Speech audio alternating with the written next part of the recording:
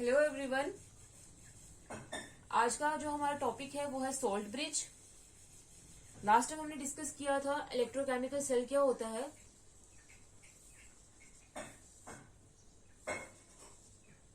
Electrochemical cell ऐसे devices होते हैं जो केमिकल एनर्जी जो केमिकल रिएक्शन से रिलीज हो रही है उसको किस में कन्वर्ट करते हैं, इलेक्ट्रिकल एनर्जी में। मतलब इलेक्ट्रोकेमिकल सेल में क्या होता है, इलेक्ट्रिकल एनर्जी प्रोड्यूस होती है थ्रू केमिकल रिएक्शंस।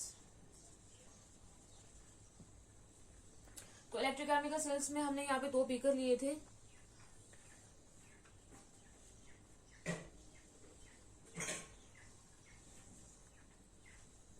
ये आगे दो बीकर, इसमें हमने एक बीकर में ली थी जिंक रॉड, दूसरे में ली थी कॉपर की रॉड, और इन दोनों को हमने डिप किया था उन्हीं के सॉल्यूशन में। जिंक रॉड को डिप किया था जिंक सल्फेट के सॉल्यूशन में,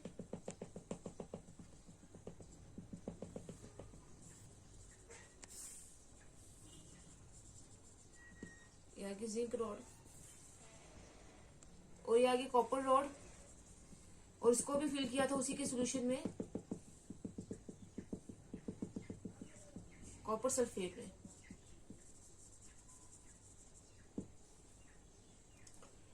जिंक रॉड को हमने माना था एनोड और कॉपर रॉड को माना था कैथोड। एनोड वो वाला पार्ट होता है जिसमें क्या होती है, ऑक्सीडेशन होती है, और ये वाला कौन सा वाला पार्ट था, नेगेटिव वाला पार्ट, नेगेटिव टर्मिनल था, क्योंकि ये इलेक्ट्रॉन जो है वो देगा। और ये जो कॉपर रॉड वाला था वो पॉजिटिव टर्मिनल था, और यहाँ पे क्या हो रही थी, रिडक्शन हो रही थी। जो रिडक्शन वाला पार्ट है उसको हम कैथोड मानेंगे, और जो ऑक्सीडेशन वाला पार्ट है उसको हम क्या मानेंगे, एनोड। तो इसको हमने कनेक्ट किया था, यहाँ पे की लगाई थी जिसको कनेक्ट करने के लिए, और यहाँ पे एमीटर लगाया था।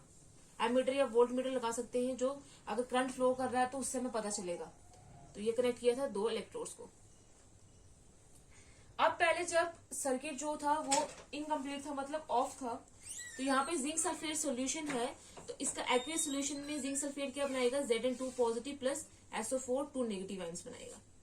वही कॉपर सल्फेट में भी Cu2 positive plus SO4 2 negative ions बनाएगा।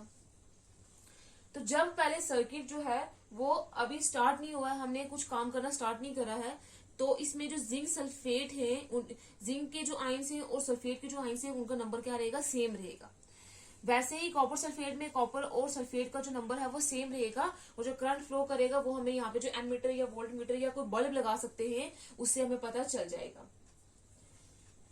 जिंक रॉड जो है वो नेगेटिव टर्मिनल है और कॉपर रॉड जो है पॉजिटिव टर्मिनल है, क्योंकि इलेक्ट्रोकेमिकल सेल में हम एनोड वो वाला पार्ट लेते हैं जहाँ पे ऑक्सीडेशन होती है, और कैथोड वो वाला पार्ट लेते हैं यहाँ पे क्या होती है, रिडक्शन होती है। अब जब क्या होगा, यहाँ पे जो जिंक रॉड हमने रखी हुई है, जब हम सर्किट को कंप्लीट कर देंगे तो यहाँ पे जो जिंक रॉड जो रखी हुई है, इस जिंक रॉड का साइज क्या हो जाएगा, डिक्रीज होना स्टार्ट कर देगा। ये इसका साइज जो है वो डिक्रीज होना स्टार्ट कर देगा। साइज डिक्रीज होना क्यों स्टार्ट करेगा, क्योंकि यहाँ से जिंक रॉड के जो जिंक एटम्स हैं वो क्या करेंगे, सोल्यूशन में जाके Zn2 पॉजिटिव आइंस देंगे और 2 इलेक्ट्रॉन्स दे देंगे। यहाँ पे क्या होगी, ऑक्सीडेशन होगी, और ये जो दो बीकर्स होते हैं उनको हम हाफ सेल्स बोलते हैं, और जहाँ पे ऑक्सीडेशन होती है उसको हम ऑक्सीडेशन हाफ सेल बोलते हैं। तो यहाँ पे इसने 2 इलेक्ट्रॉन रिलीज कर दिए। अब क्या होगा, जैसे जैसे इस जिंक रॉड में से जिंक के एटम जो है वो आइंस में कन्वर्ट हो जाएंगे। पहले भी इसमें क्या थे, Zn2 पॉजिटिव और SO4 2 नेगेटिव आइंस थे, लेकिन यहाँ से वापस से क्या आने लगे, यहाँ से जो जिंक के जो एटम्स है वो भी कन्वर्ट होने लगे और क्या बनाने लगे, Zn2 पॉजिटिव आइंस बनाने लगे। जैसे जैसे ये जिंक के जो एटम्स हैं वो Zn2 पॉजिटिव आइंस बनाएंगे, पहले यहाँ पे क्या था, जितने Zn2 पॉजिटिव आइंस थे उतने ही SO4 2 नेगेटिव आइंस थे, लेकिन जब ये जिंक के जो एटम्स हैं वो कन्वर्ट होना स्टार्ट कर गए, अब यहाँ पे जो पॉजिटिव आइंस की कंसंट्रेशन है वो इंक्रीज होना स्टार्ट करेगी as compare to negative ions,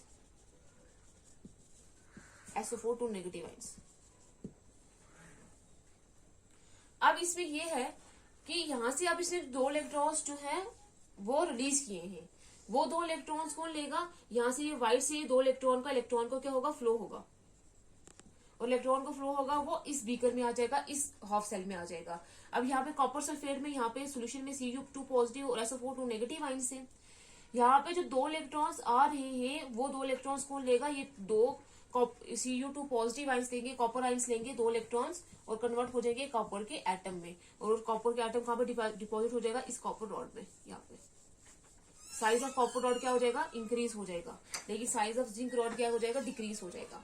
अब इस सॉल्यूशन में पहले Cu2 पॉजिटिव आइंस थे, जितने पॉजिटिव आइंस थे उतने नेगेटिव आइंस थे, लेकिन जैसे इस Cu2 पॉजिटिव आइंस ने इलेक्ट्रॉन लिए तो ये Cu में कन्वर्ट हो गया। अब ये Cu जो है वो आयनिक फॉर्म में नहीं है, तो मतलब अब जो है इसमें इस बीकर में क्या होगा, पॉजिटिव आयन की कंसंट्रेशन जो है Cu2 पॉजिटिव आयन की कंसंट्रेशन वो डिक्रीज हो जाएगी as compare to negative ion जो SO4 नेगेटिव आयन से। तो अब क्या होगा, ये जो जिंक रॉड हमने ली है वो नेगेटिव ली है, ये नेगेटिव टर्मिनल है, और कॉपर रॉड जो है पॉजिटिव टर्मिनल है, लेकिन इसका जो सोल्यूशन है अब इसमें क्या हो गया, पॉजिटिव जो आयन है वो इंक्रीज हो गए हैं as compare to negative ion, तो सोल्यूशन क्या हो जाएगा, वो इस केस में पॉजिटिवली चार्ज हो जाएगा। वैसे इस केस में क्या होगा, कॉपर 2 पॉजिटिव आयन से इलेक्ट्रॉन लिए हैं और कॉपर में कन्वर्ट हो गए, इस कॉपर रॉड में आके डिपॉजिट हो गए हैं, तो यहाँ पे क्या होगा, इस सॉल्यूशन में क्या होगा, नेगेटिव आयन की कंसंट्रेशन इंक्रीज हो जाएगी as compare to positive ion, तो सॉल्यूशन क्या हो जाएगा, नेगेटिवली चार्ज हो जाएगा। अब अगर इसमें जो सॉल्यूशन है वो पॉजिटिवली चार्ज हो जाएगा, जिंक रॉड चाहे नेगेटिव वाली चार्ज है, लेकिन सॉल्यूशन क्या हो जाएगा, पॉजिटिवली चार्ज हो जाएगा।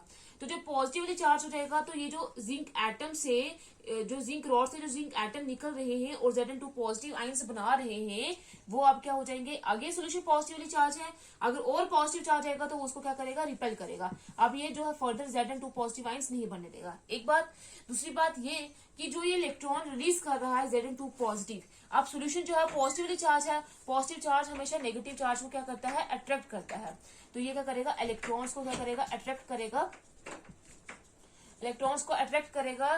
तो इलेक्ट्रॉन्स को अट्रैक्ट करेगा तो ये जो है फर्दर इलेक्ट्रॉन्स को अपने से दूर नहीं जाने देगा, तो इलेक्ट्रॉन का फ्लो नहीं होगा, नो इलेक्ट्रॉन फ्लो।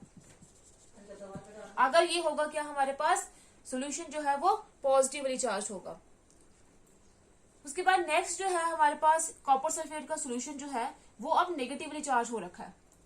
अब अगर इलेक्ट्रॉन फ्लो करके इधर आएंगे भी तो नेगेटिव चार्ज क्या होता है, नेगेटिव चार्ज को रिपेल करता है, तो ये इलेक्ट्रॉन्स को क्या करेगा, रिपेल करेगा।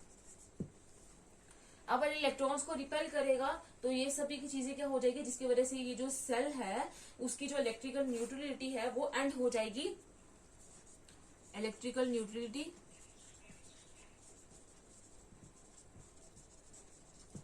खत्म हो जाएगी, और जो सेल है वो काम करना बंद कर देगा।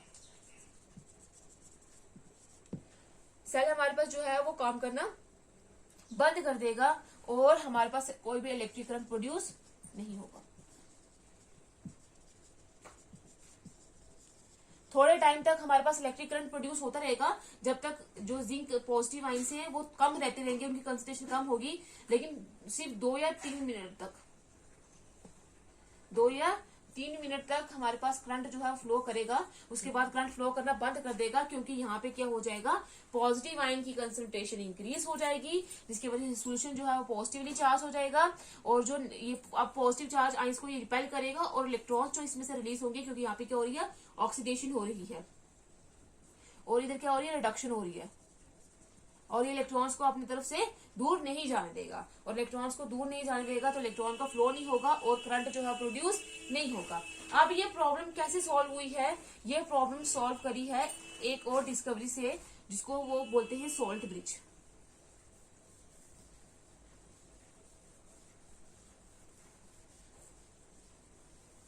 ये प्रॉब्लम किससे ओवरकम करी है, सॉल्ट ब्रिज से। सॉल्ट ब्रिज जो है उसका बहुत इंपॉर्टेंट रोल है इलेक्ट्रोकेमिकल सेल में। अब ये सॉल्ट ब्रिज क्या होता है, सॉल्ट ब्रिज हमारे पास एक इन्वर्टेड का मतलब उल्टा यू शेप्ड, ये यू शेप्ड एक ट्यूब होती है, ये यू शेप्ड ट्यूब होती है, जो हम इसमें इलेक्ट्रोकेमिकल सेल में प्लेस करते हैं ऐसे इस शेप में।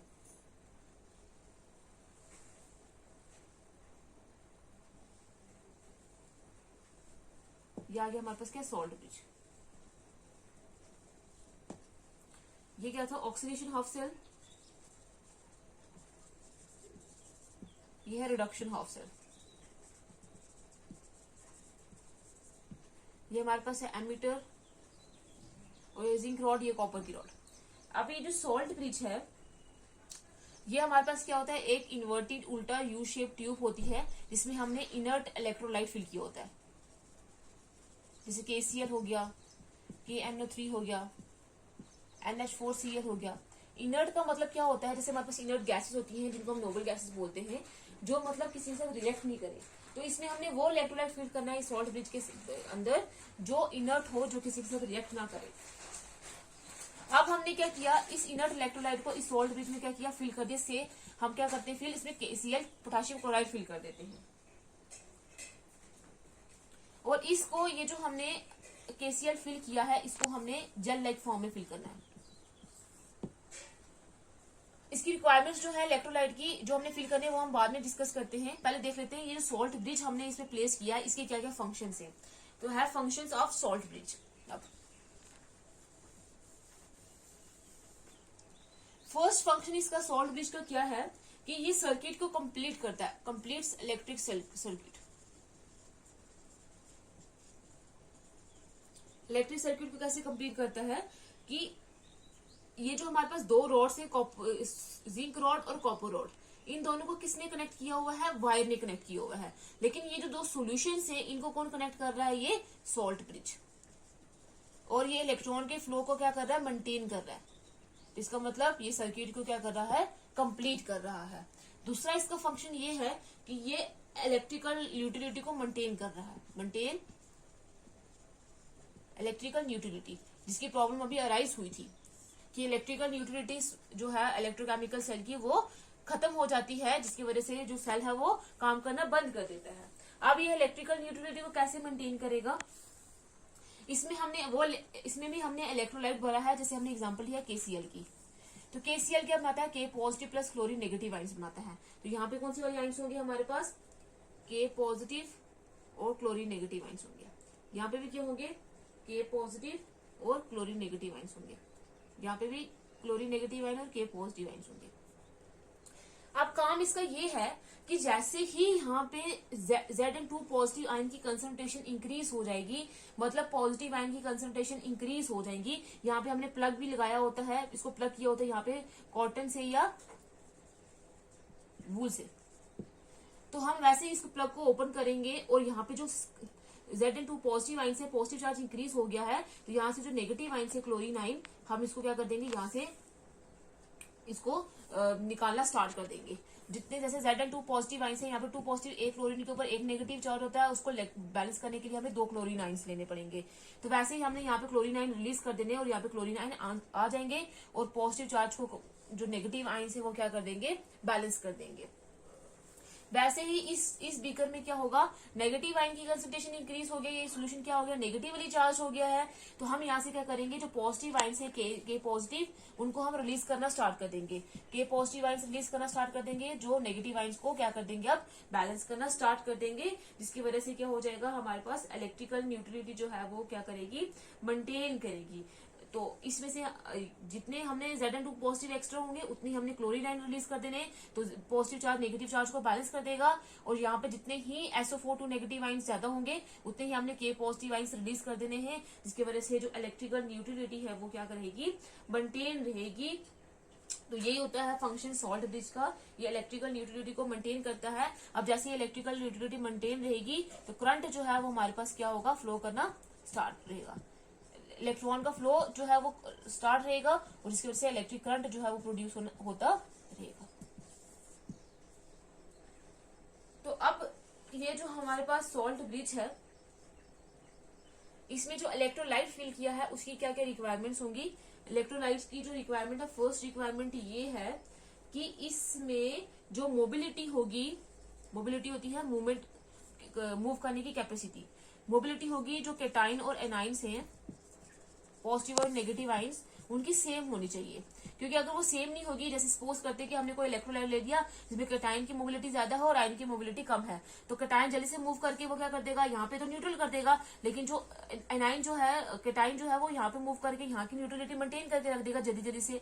लेकिन एनाइन जो है उसकी मूवमेंट कम होगी, वो कम मूव करेगा, तो लेकिन उसमें प्रॉब्लम अराइज हो जाएगी, क्योंकि ये तो हमारे पास इलेक्ट्रिकल न्यूट्रल हो जाएगा, इसकी न्यूट्रलिटी तो सेम हो जाएगी, लेकिन इसकी न्यूट्रलिटी तो सेम नहीं होगी, तो जिसकी वजह से सेल वापस से काम नहीं करेगा। तो इसलिए जो हमारे पास इलेक्ट्रोलाइट है उसके कैटायन और एनाइंस की न्यूट्रलिटी सेम होनी चाहिए, मोबिलिटी सेम होनी चाहिए, वो उनकी मूवमेंट जो है, मूवमेंट करने की कैपेसिटी वो क्या होनी चाहिए, सेम होनी चाहिए। दूसरा, ये जो इलेक्ट्रोलाइट फिल किया है उसमें कोई भी इलेक्ट्रोकेमिकल चेंजेस नहीं आने चाहिए, कोई भी वो इलेक्ट्रोकेमिकल चेंजेस नहीं करना चाहिए।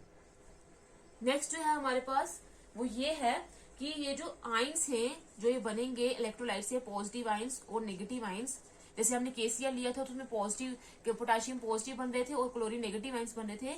वो जो हमारे पास सेल है उसके अंदर ये जो जिंक सल्फेट का सोल्यूशन है, ये जो कॉपर सल्फेट का सोल्यूशन है, या जो जिंक रॉड या कॉपर रॉड है, उसमें कोई भी रिएक्शन नहीं करनी चाहिए, कोई भी रिएक्शन नहीं करनी चाहिए। जो स्पीशीज है सेल के अंदर, जो सेल के अंदर कोई भी जो हमारे पास स्पीशीज है उनके अंदर कोई भी रिएक्शन नहीं करनी चाहिए, जो ये हमारे पास आइंस होंगे।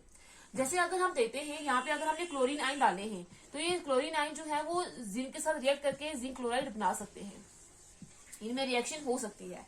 लेकिन ये जो जिंक क्लोराइड है ये सॉल्युबल होता है, ये सॉल्यूशन में सॉल्युबल होता है और ये सॉल्यूशन में आयनिक फॉर्म में ही होता है, तो हमें इसमें कोई प्रॉब्लम नहीं होगी, क्योंकि ये आयनिक फॉर्म में रहेगा तो वो आयनिक फॉर्म में इलेक्ट्रिकल न्यूट्रलिटी मेंटेन करके रहेगी। लेकिन प्रॉब्लम तब आ जाती है जब हमारे पास रिएक्शन करके प्रेसिपिटेट बन जाते हैं, तो वो प्रेसिपिटेट नीचे सेटल हो जाएंगे और उनका कोई काम नहीं होगा। तो जब हम क्या करें, सिल्वर का इलेक्ट्रोड यूज कर रहे हैं, तब हम कभी भी केसीएल यूज नहीं करेंगे, क्योंकि सिल्वर जो है वो क्लोरीन के साथ रिएक्ट करके क्या बना देता है, AgCl बना देता है, सिल्वर क्लोराइड बना देता है, जिसके व्हाइट कलर के प्रेसिपिटेट बन जाते हैं।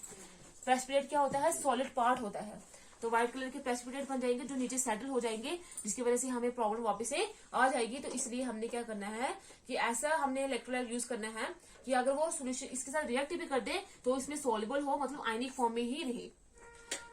नेक्स्ट जो है हमारे पास इसकी रिक्वायरमेंट्स ये है कि अब ये जो हमारे पास जनरली हम कौन से इलेक्ट्रोलाइट यूज करते हैं, KCl हो गया, कि NO3 हो गया, NH4Cl हो गया, और इनको हमने जेल लाइक फॉर्म में यूज करना है। जेल हमारे पास एक सेमी सॉलिड मास होता है, ना ये पूरा सॉलिड होता है ना ये पूरा लिक्विड होता है, सेमी सॉलिड मास होता है। तो इसको, इन इलेक्ट्रोलाइट्स को हमने जेल में फिल करना है। जैसे अगर ले सकते हैं, अगर एक जेल होती है जो हम रेड एल्गी से प्रोड्यूस करते हैं, उसमें फिल करके उसमें इसको डिसॉल्व करके हम सॉल्ट ब्रिज में क्या कर सकते हैं, इसके जेल बना के फिल कर सकते हैं इन इलेक्ट्रोलाइट्स के सॉल्यूशन को।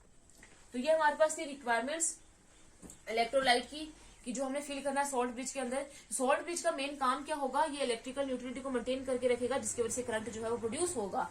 अगर हम इलेक्ट्रोकेमिकल सेल को विदाउट सॉल्ट ब्रिज लेते हैं तो हमारे पास इलेक्ट्रिक करंट तो प्रोड्यूस होगा, लेकिन सिर्फ थोड़े टाइम तक, 1 या 2 मिनट तक। तो इसलिए हम सॉल्ट ब्रिज का यूज करते हैं, जिसकी वजह से इलेक्ट्रिक करंट जो है वो इलेक्ट्रोकेमिकल सेल से प्रोड्यूस होता रहता है।